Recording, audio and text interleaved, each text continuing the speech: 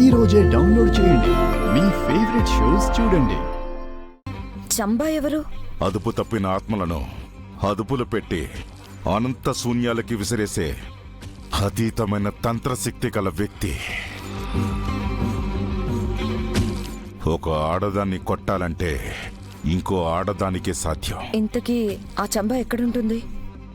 కోల్కతాలో. అక్కడ అందరూ చంబాని కోల్కతా కాళీ అంటారు.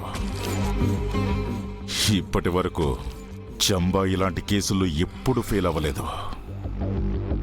లాయరు, వెంటనే చంబాని కాంటాక్ట్ చేయి. హైదరాబాద్కి టికెట్ వేయి.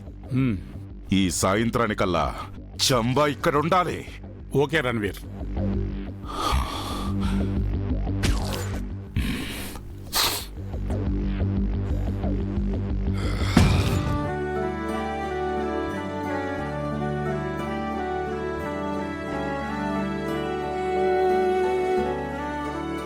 అమ్మో,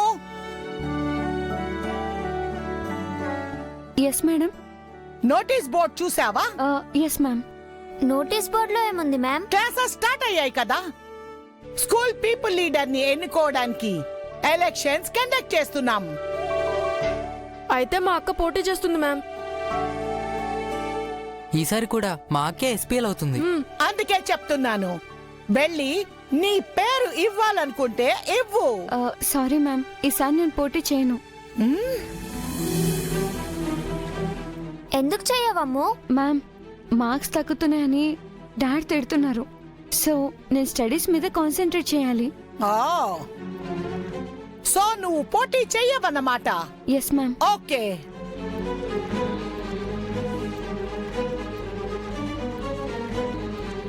నువ్వు పోటీ చేయకపోతే ఆ బంటిగాడు ఎస్పీఎల్ అవుతాడమ్ము.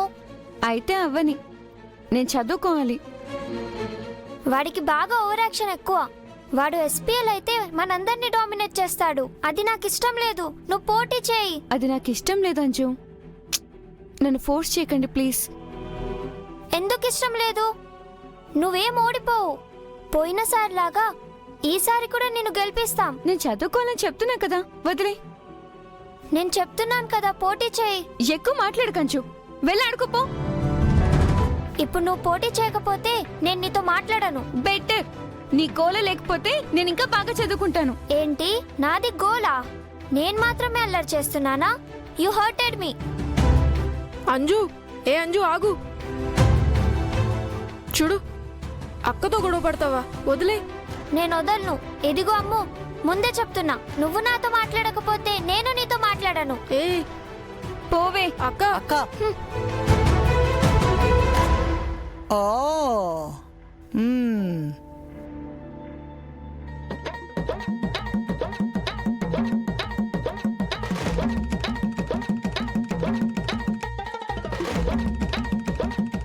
బాంటి.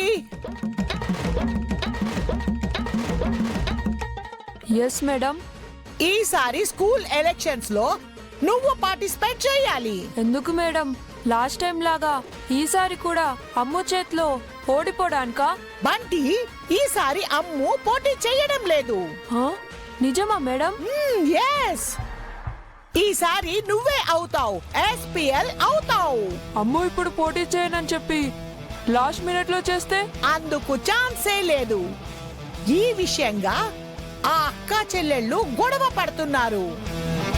పోటీ చేయకూడదని అమ్ము స్ట్రాంగ్ గా ఉంది. థ్యాంక్స్ మేడం, నాకు వాళ్ళ పైన రివెంజ్ తీర్చుకునే ఛాన్స్ దొరికింది. నాకు కూడా ఆ నలుగురిని స్కూల్ నుంచి పంపించే అవకాశం దొరికింది. వెళ్ళి పేరివ్వు. Okay madam. yes.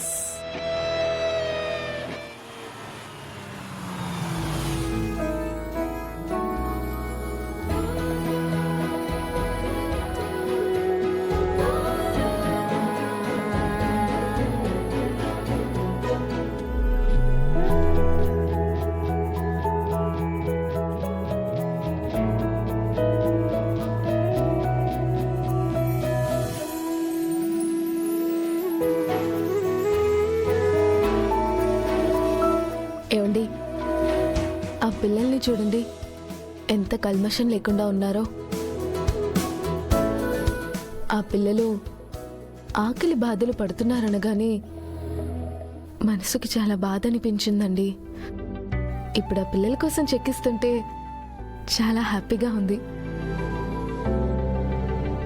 మనం చేస్తున్న ఈ చిన్న హెల్ప్ చాలా సంతృప్తిగా ఉంది.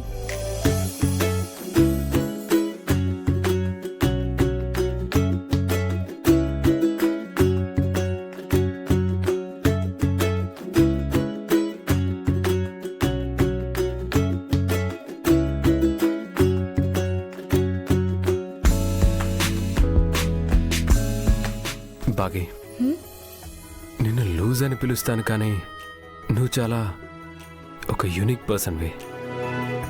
నీ ప్లేస్లో ఇక వేరే వాళ్ళు ఎవరున్నా ఏ జ్యువెలరీనో ప్రాపర్టీసో కొనుక్కునేవాళ్ళు. కానీ ఈ సంతృప్తి వాటికన్నా ఎక్కువ కదండి. దీనికి వెలకట్టలేమండి. ఈ డబ్బులతో ఆ పిల్లలు కొన్నాళ్ళన్నా కడుపు నిండా భోంచేస్తారు కదండి. మంచి బట్టలు వేసుకుంటారు, సంతోషంగా ఉంటారు. సరే వెళ్దాం పద.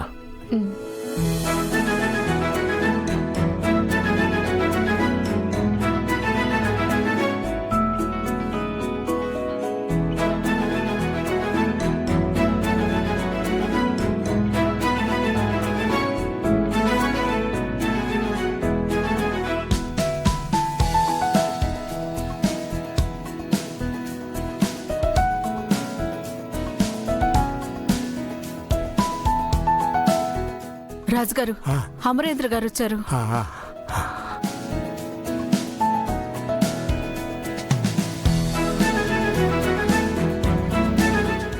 అమర్,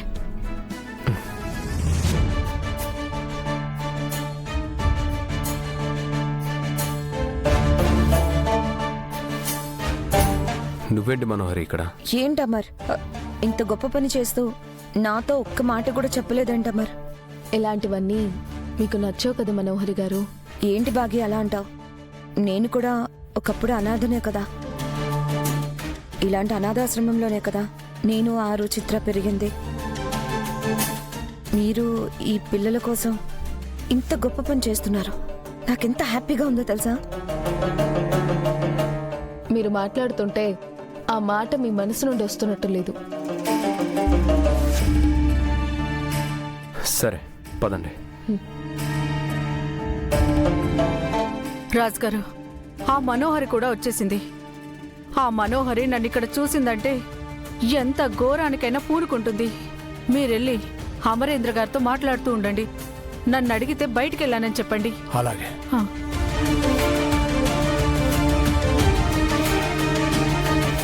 రాజుగారు, రాజుగారు.